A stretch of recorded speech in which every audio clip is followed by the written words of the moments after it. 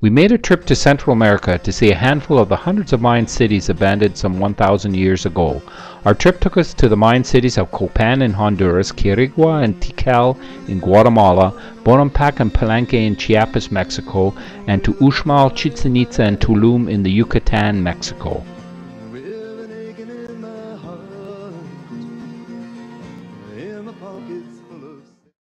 We flew from the snow of Ottawa down to the sunshine of Guatemala via Newark, New Jersey, where unfortunately we were delayed for 5 hours due to a problem with the plane's radio. The upside was that United gave us a complimentary drink due to the delay, but the downside was that we arrived in Guatemala City at sunset and had to drive to Antigua in the darkness.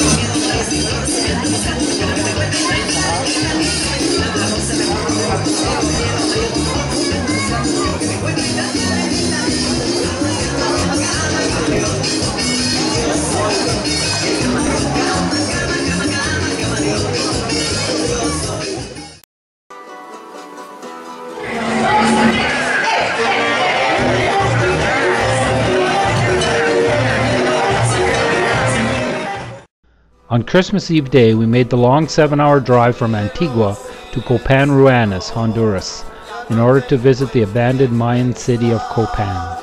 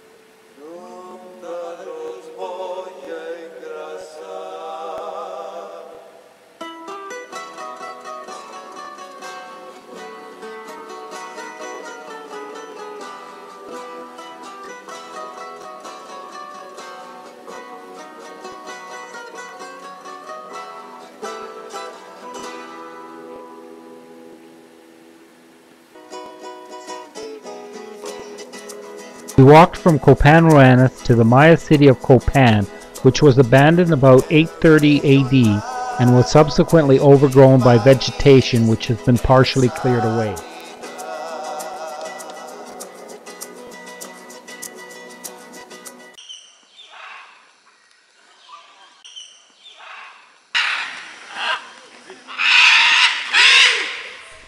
At Copán, we were greeted by an in-flight flock of beautifully colored scarlet macaws. These macaws were important to the Maya, and they incorporated their likeness in their sculptures.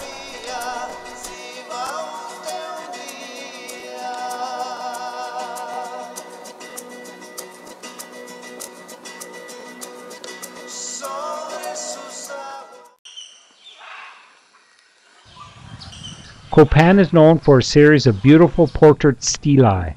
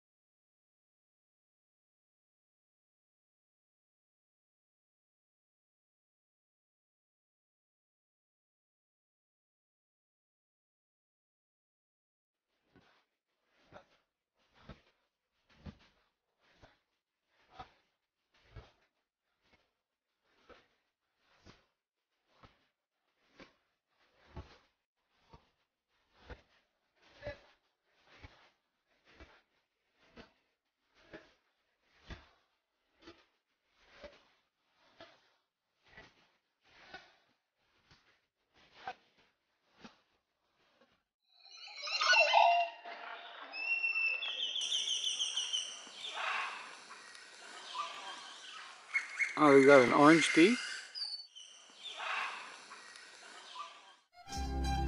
The Copán Museum contains sculptures removed from the buildings on the site and an impressive reconstruction of the Temple Rosalila, which was buried under Temple 16 when the latter was built.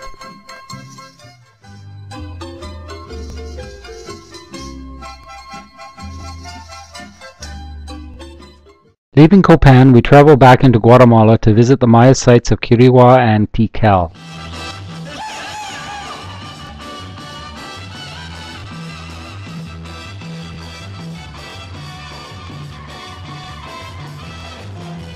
Although Quiriguá is only some 35 kilometers north of Copán as the crow flies, we were in a bus and therefore had to follow the road, which meant a long 3-hour drive to get there.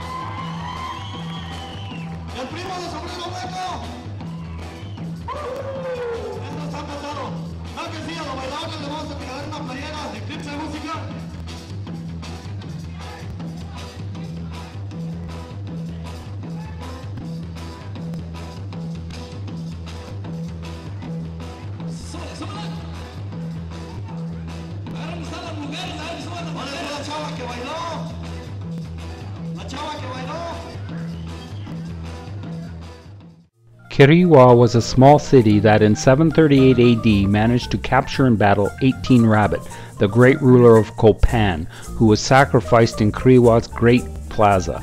Quiriguá then started erecting the tallest stelae in the Maya world. Stela E at 35 feet is the tallest, weighing some 65 tons.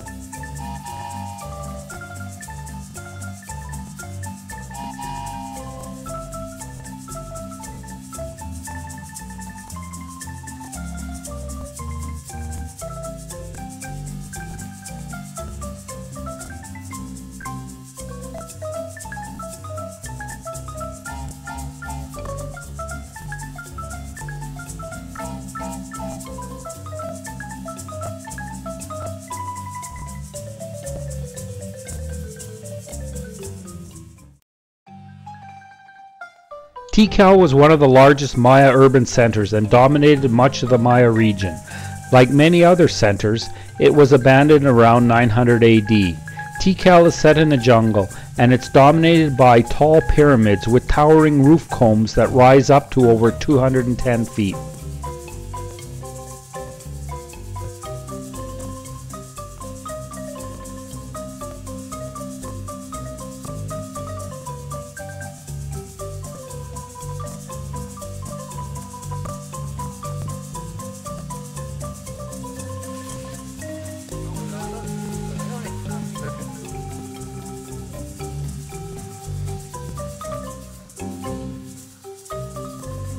It's over my head.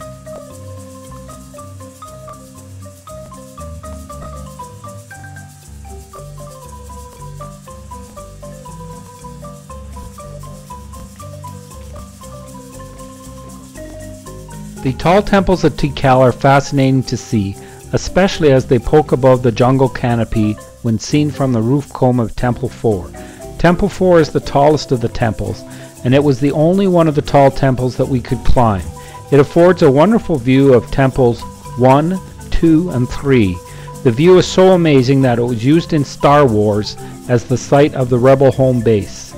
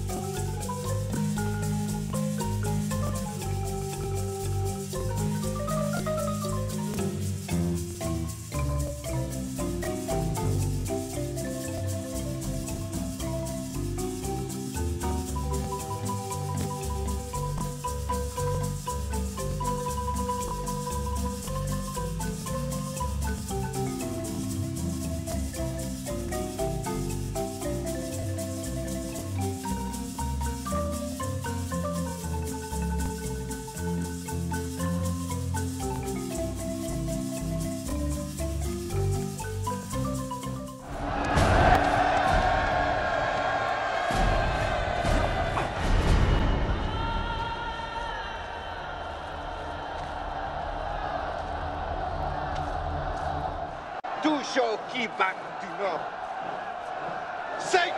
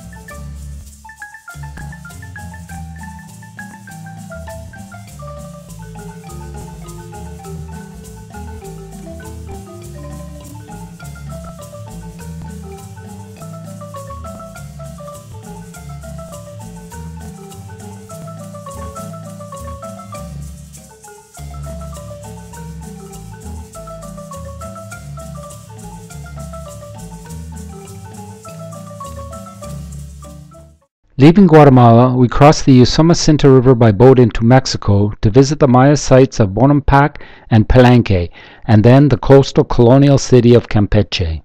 To get from Guatemala into Chiapas, Mexico, we first drove from Flores to the Usumacinta River for a boat transfer.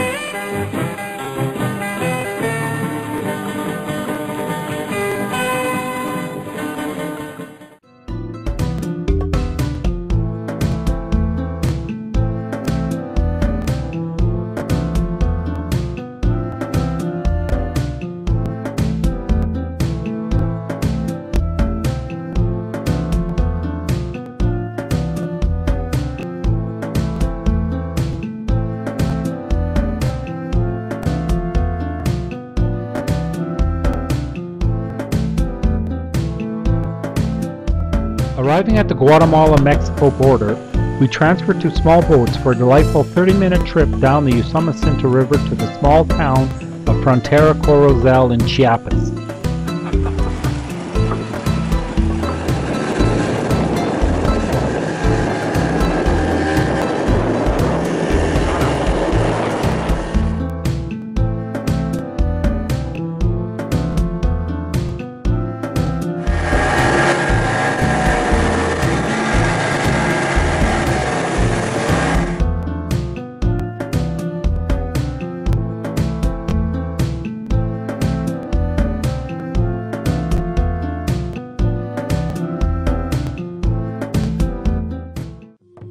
Bonampak is a small ancient Maya archaeological site in the Mexican state of Chiapas.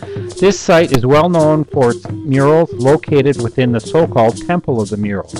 The murals were brought to the attention of the world in 1946, but unfortunately they are much less visible today than in the photographs taken in the 40s, due to the removal of the protective coating that was provided by a natural process over the centuries.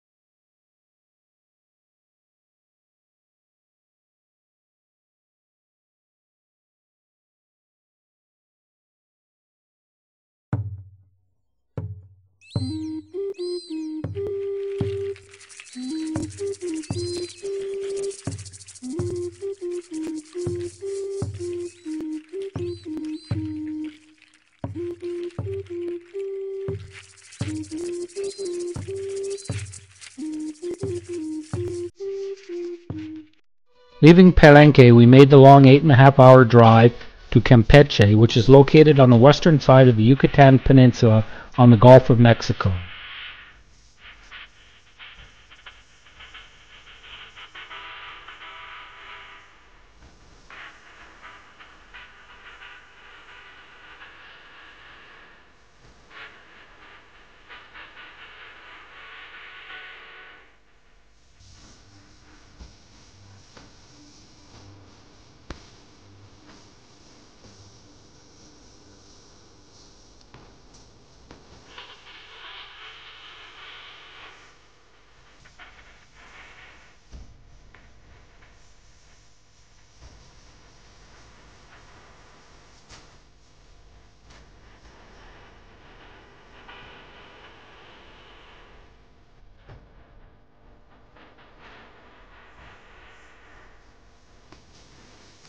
Campeche is a very scenic city that is well worth a visit.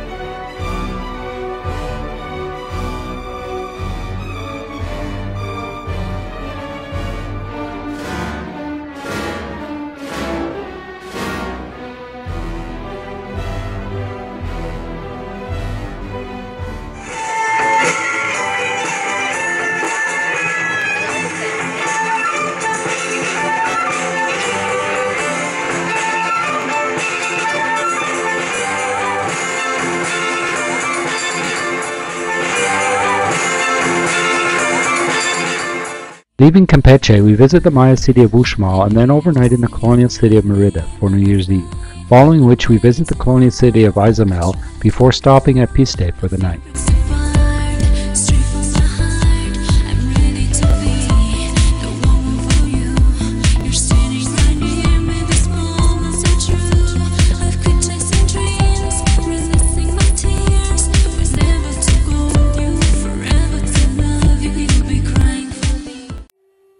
The tourist entrance to Uxmal is dominated by the Pyramid of the Magician, which according to legend was magically built overnight during a series of challenges issued to a dwarf by the king of Uxmal. However, in fact, like most Maya pyramids, it was actually built over a period of time by building a series of ever larger pyramids on top of the older one. The pyramid's rounded corners make it unique in the Yucatán. Uxmal was founded about 500 AD, and it was dominant in its region from 850 to 950 AD due to its alliance with Chichén Itzá. In large, its population dispersed around 1000 AD. Thanks to its good state of preservation, it's one of the few Maya cities where we can get a good idea of how an entire ceremonial center looked in ancient times.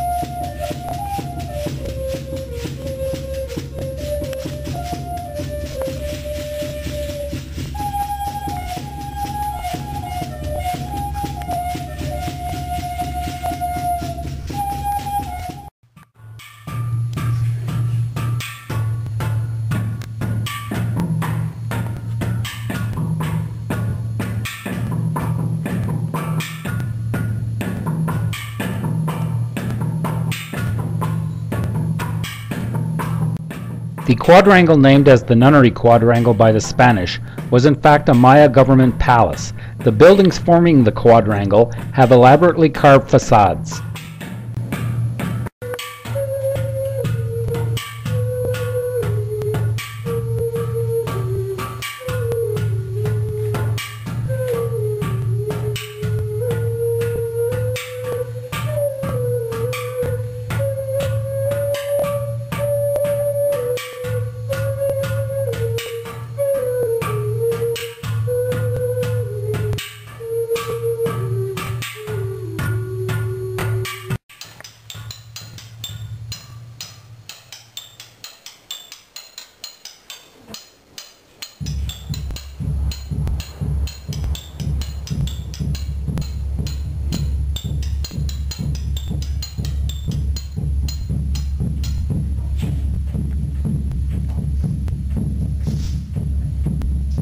The facade of the west building of the nunnery is particularly impressive with its intertwined snakes on a background of geometrical designs.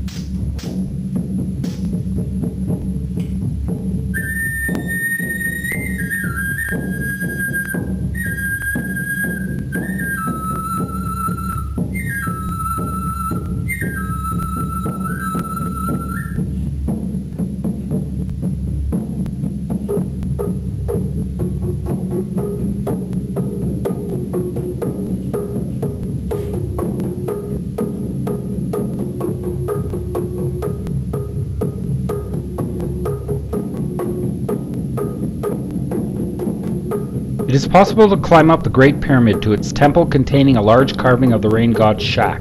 The view from the top is well worth the effort as one looks out over Uxmal. In the distance one can see the nunnery, the temple of the magician, as well as an unexcavated pyramid still covered with its mantle of jungle vegetation.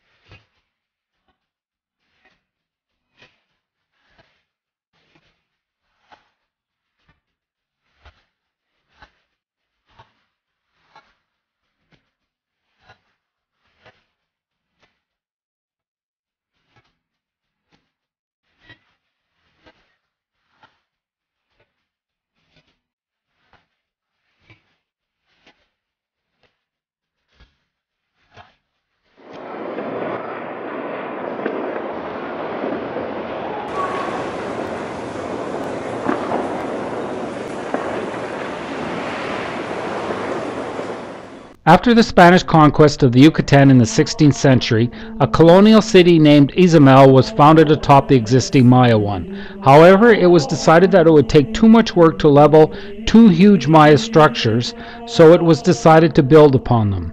A large Franciscan monastery was built atop the Maya Acropolis using stones from Maya buildings. The monastery was named after San Antonio de Padua and was completed in 1561.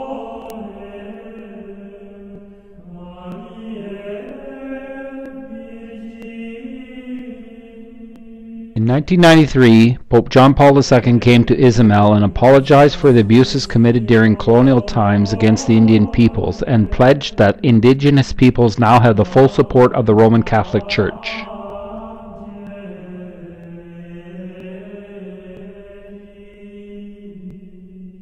Bishop Diego de Landa lived here, and it was he who was responsible for the wanton destruction of hundreds of Maya documents. In 1566 he stated that, "We found a great number of books, and since they contain nothing but superstitions and falsehoods of the devil, we burned them." Leaving the monastery, we took a horse-drawn carriage tour around Izamal, including around the base of the huge pyramid of the sun god Kanish Kakmol.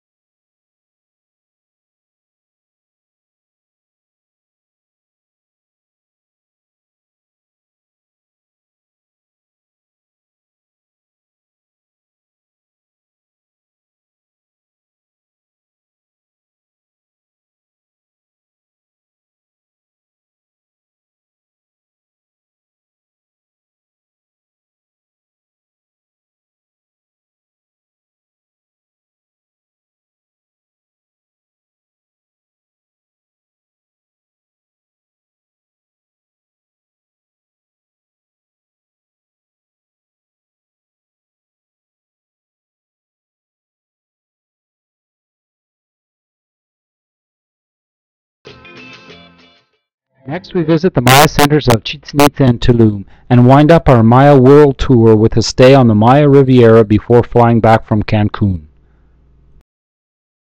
Chichén Itzá is an ancient Maya archaeological site in the Mexican state of the Yucatán. With a peak population of about 50,000, it was one of the largest Maya cities. It was founded about 600 AD, with its population dispersing by around 1200 AD.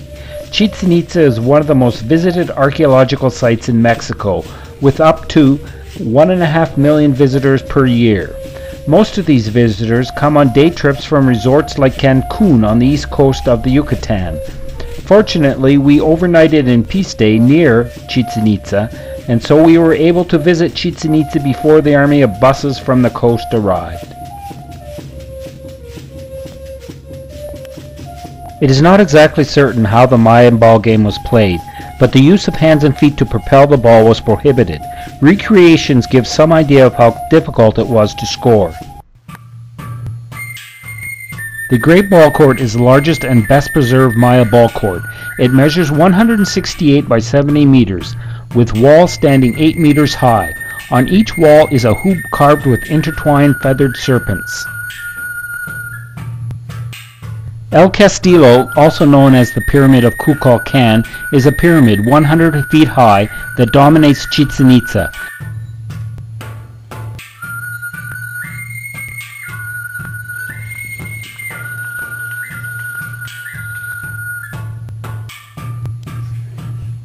At the base of the stairs on the north face of the pyramid lie giant heads of the feathered serpent Kukulkan. Amazingly, during the spring and autumn equinoxes, the late afternoon sun strikes the northwest corner of the pyramid and casts a sawtooth shadow which serves to create the body of Kukulkan crawling down the pyramid.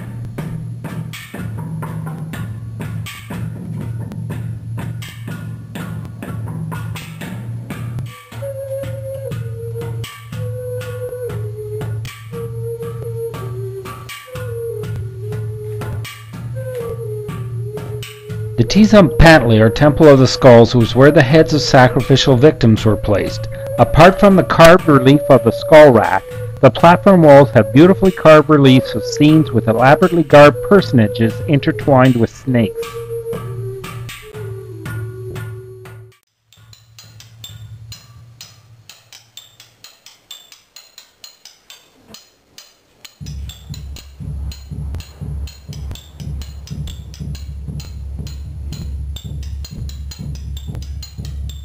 The Cenote Sagrado was a place of pilgrimage for ancient Maya people who would conduct human sacrifices during times of drought and throw the bodies into its waters.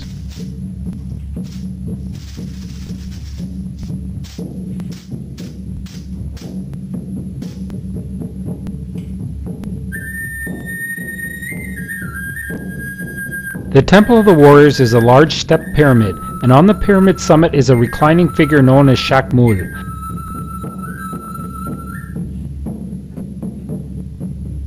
Beside the pyramid are numerous columns that once supported a large roof.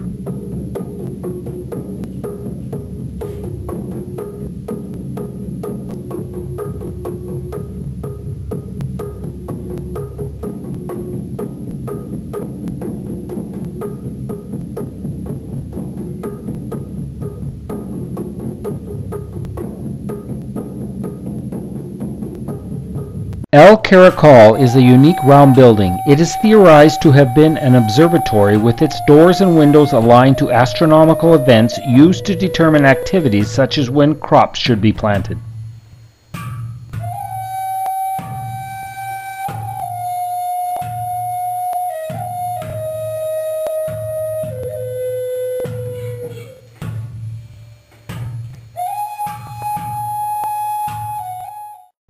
Leaving Chichén Itzá, we stopped at the nearby Cenote Ik Kil. This cenote is about 130 feet deep, and there is a drop of about 85 feet from the Earth's surface to the water's surface.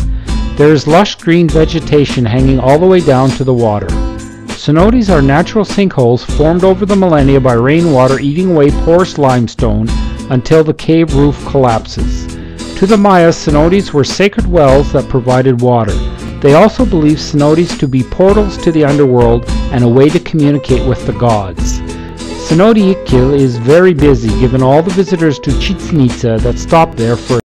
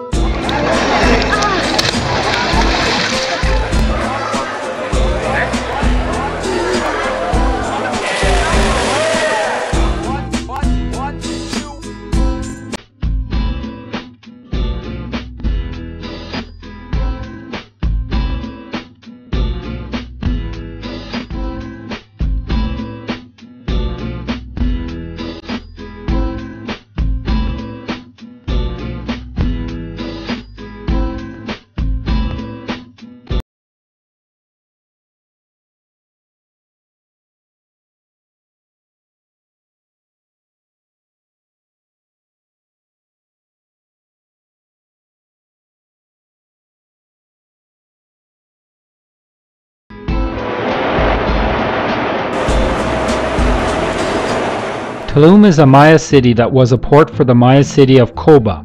It was one of the last Maya cities built and remained inhabited to about 70 years after the Spanish began occupying Mexico.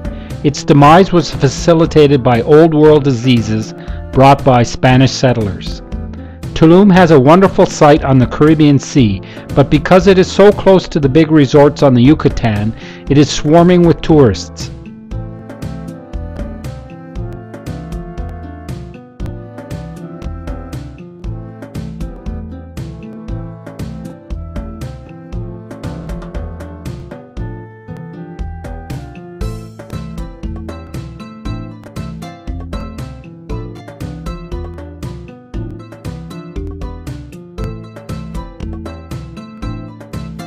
The beach and setting of Tulum are very nice. If only the Maya could have hung on here for another 600 years, they could have opened a great resort.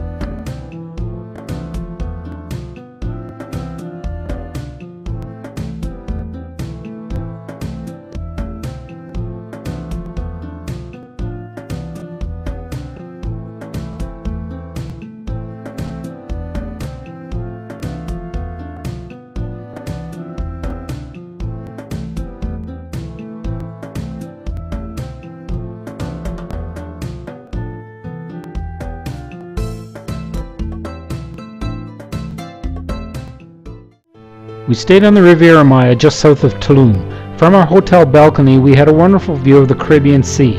Each morning we could watch a glorious sunrise over the sea as various types of birds glided on the air currents coming off the sea. The area where we stayed used to be popular with hippies, but it has moved considerably upmarket, with rooms in our hotel listed at $320 a day.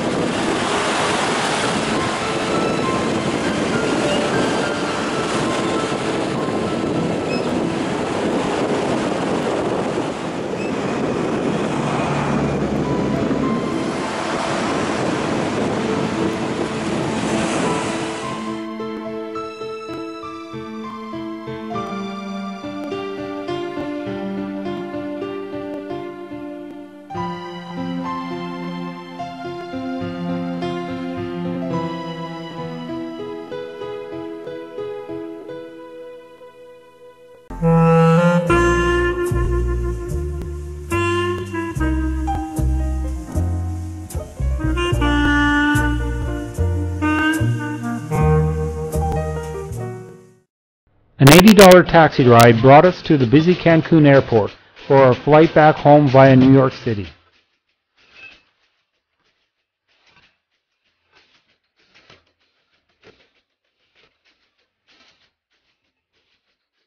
Our flight from Cancun arrived in Newark around midnight. As we had a 9-hour layover, we decided to rent a car and drive into New York City via the Holland Tunnel for a flying nighttime visit.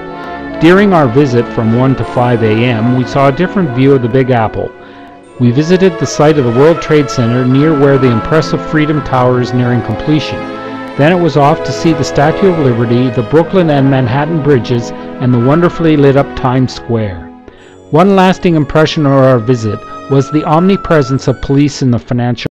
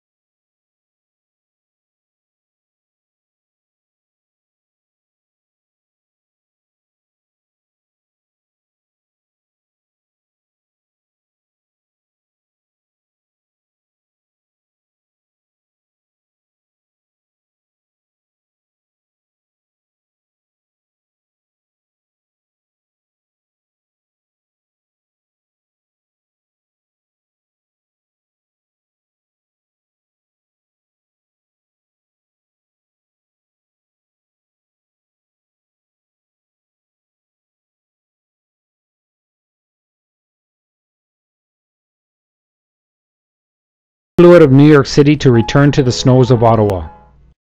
Take me somewhere nice, to some tired island in your heart called paradise.